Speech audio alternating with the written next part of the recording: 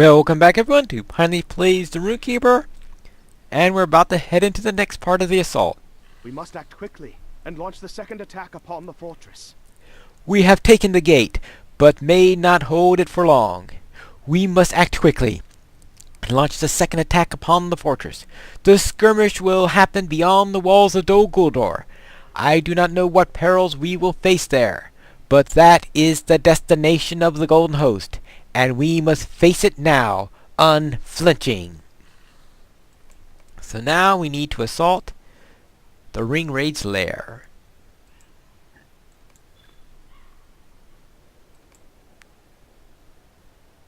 The bailies of Dol Guldur are highly fortified, nearly impenetrable, and the finest of the enemy's soldiers defend within. Before the rest of the fortress can be assaulted, these must be taken. Alright, now this particular skirmish is a little unusual in its style. It has only two major. There are only two bailies to worry about, though there is a little postscript after that. But leading up to the boss fight.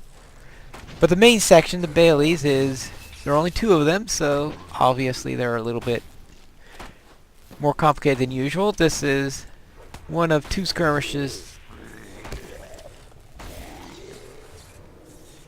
that features a triple counterattack.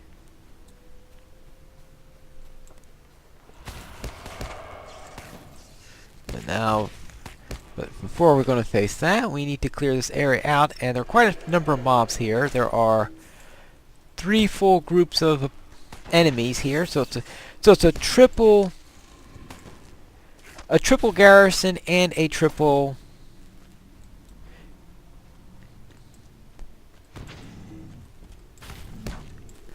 garrison and a triple counterattack. So therefore it's quite different from most of the skirmishes in that way, since usually it's 1 or 2. I mean, yes, I know that triple garrisons are not unprecedented. For example, you have the triple garrison in the courtyard of Thievery and Mischief in front of the auction house. So certainly not something that's unprecedented. Though in Thievery and Mischief, only one of those groups has lieutenant in it, so therefore, and because these smaller group size that you have in many skirmishes, actually this one has the same one as Thievery and Mischief, it doesn't feel as much because there's only one lieutenant there. Here you usually run to 3 lieutenants at each of the bailies. So it's a triple one with lieutenants in each of the groups, while in Thievery and Mischief only one of the 3 has them. Alright, so now let's take care of the Storm Guard. I'm not too sure if how effective lightning would be against this guy.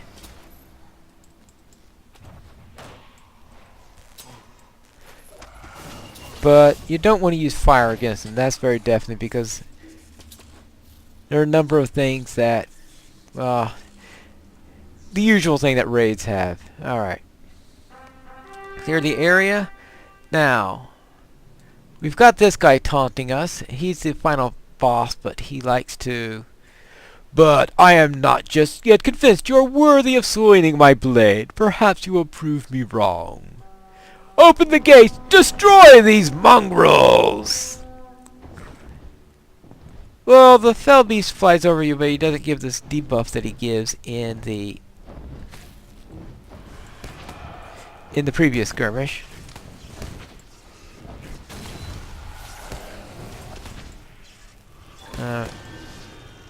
Yeah, alright. So now we have these raids. And you also have these drakes. Now this is the skirmish where I tend to get most of my drakes for my enmity of the drakes thing. So here's the second counterattack. Now, as for the counterattacks, the first two counterattacks do not include lieutenants.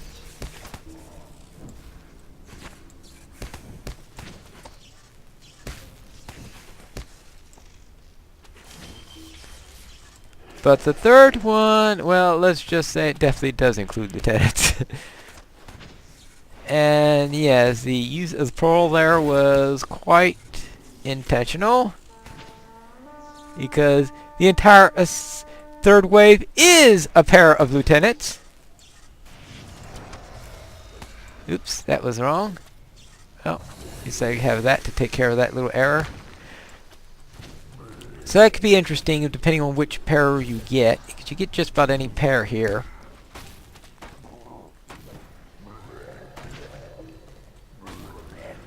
And sometimes it doesn't matter. Well, this one can be nasty because you've got the Forsworn Reaver who, if you're not up to date on your soldier, might be able to tear up your soldier.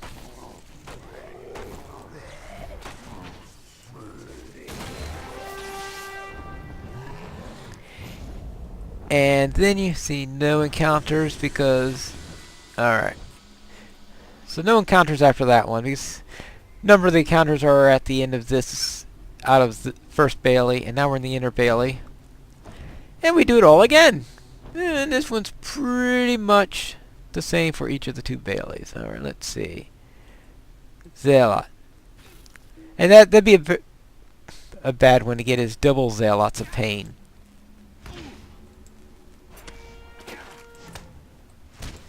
Since there's no way to avoid triggering out off there. Well, I guess if you could separate the Zealots, because you have the elves, and you could have the elf fight one, and you fight the other, and get the two separated from one another. Then you don't have to worry about them screaming. Alright, and the other one? As I said, some lieutenant combinations can get a little tricky, others no problem at all deciding how you're going to handle them. So in that case, I've got the Blood Arrow, who could give me debuffs, and then the Forsworn Reaver, who could tear up your soldier. So deciding which one to go after can get tricky there. Let's see. Right now we're just trying to clear out this area.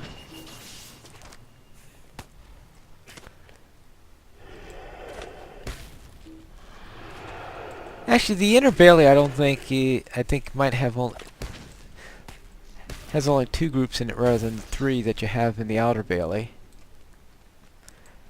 So that's a little bit easier there in getting set up. Ouch! Oh, for a moment there I thought it okay. There's occasionally a bug there where the Deadly Inferno can linger on you well after the fire is out. For a moment there I thought I might have had that on there, and that can be nasty sometimes. Alright, first we need to wait for our elf to come up here. Ah, here we go. Goldinger sent me to help you secure the inner Bailey, right? She's got her knives with her.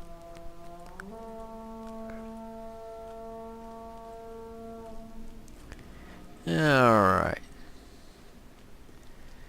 And they have 4 directions they could come. 2 of them lead up these stairs, and 2 of them are... There's one there, and then 2 of them that are down here. So if they come at one of these 2, they obviously... I usually meet them on the stairs after they start to come up. I wonder how far I am on Enmity of the Drakes. I usually don't worry about that particular deed until I, well, get around to the skirmish. Well, let's see. Class, racial. Yeah, no, I'm supposed to be fighting here. Enmity of the Drakes. 56 of 100. See, here, there's the second one. They're coming from that door there. So actually, this is one of those skirmishes where there's actually logic behind where the counterattacks are coming from. They're being sent out through the various doors of Dol Guldur. Now, of course, I remember one person noting that until he did breaching and this skirmish with the raid, it didn't make entire sense because, you know, you have here 2 people coming in and wrecking up the entire area here. But when you've got 24, meaning 12 players and 2 soldiers, and looks like lieutenants are coming this way. Alright, well, this is obvious which one we go down first. Now, the biggest problem here, of course, is you got the Deathmonger and its tendency to raise it. So you obviously want the Deathmonger down first, especially since you don't want to be fighting the Deathmonger with the Death's Echo on you. So that's pretty easy. The disadvantage of that, of course, is you got this Echo of Death pounding you with its rather nasty attack. There have been times where I've been killed by an Echo of Death just by the Echo of Death throwing its purple balls at me. Alright. Our sharp, angry shrieking and sharp, harsh barking. There's Mornock. Now, this is not an easy encounter.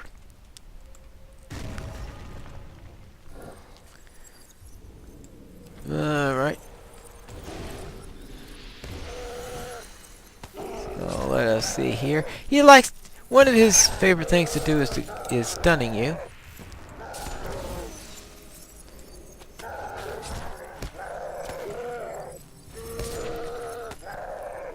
Like that.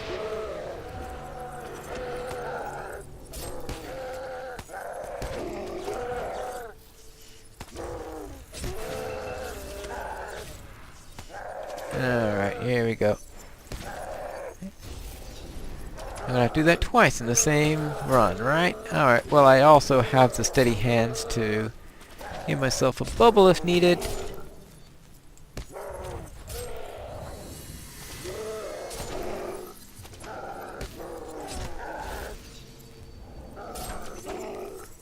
Alright. And there we go. The first of the encounters done. Mornock has fallen to your mighty blow. So now the second encounter is down here. And it looks like it's no, it's not Afglu, it's we got all the dots all over the place. Right? Ooh. Oh, or did it say angry shriek? Oh, it said angry shrieking. Yeah. Yes, angry shrieking. Angry shrieking is Gawthorne here. Now, she could be a real pain. And she has a counter.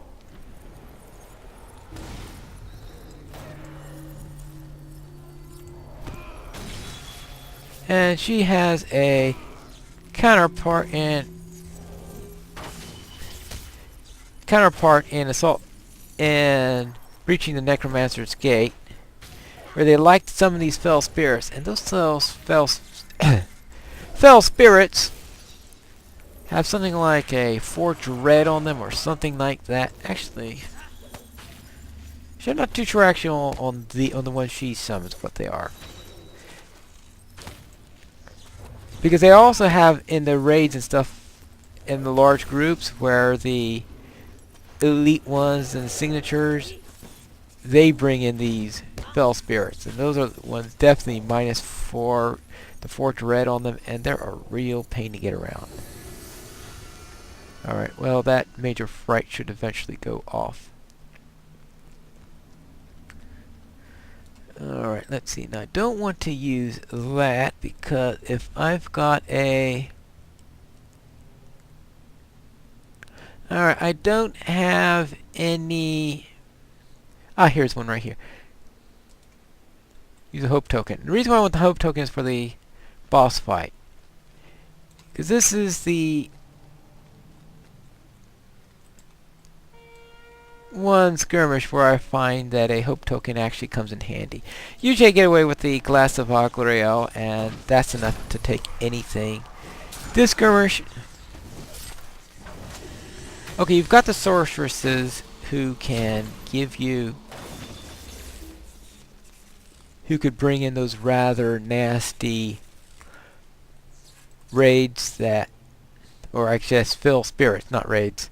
Fell spirits with their 3 or 4 dread or where they are. And the boss in this one has 3 dread. So if I was suggesting getting whatever is your cheapest hope token with at least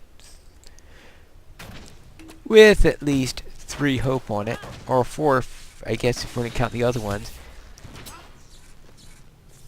If you're only worried about the boss fight, then I'll suggest the one with at least 3 on it. Welcome to the Ringwraiths' Lair and the entrance of the Tower of Dol Guldur. I am impressed you have come this far, but what did you expect to happen once you got here? Did you really think you were just going to walk right in? Foolish weaklings. Prepare yourselves, for a place will be your last you'll ever see. Yep. Dol Guldur will be your grave. If you say so. Now we're having a flyby being made by his fell beast in a moment.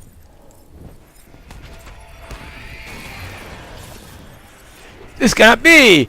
I will not fail! Alright, so the fell beast goes on, sets that on fire. I killed him before he could make in a group run. He makes a second pass and lands and joins into the fight. And there we go. We have successfully assaulted the Ringwraiths' lair. Yay! Goldignir is eager to strike the final blow. You should meet him at once.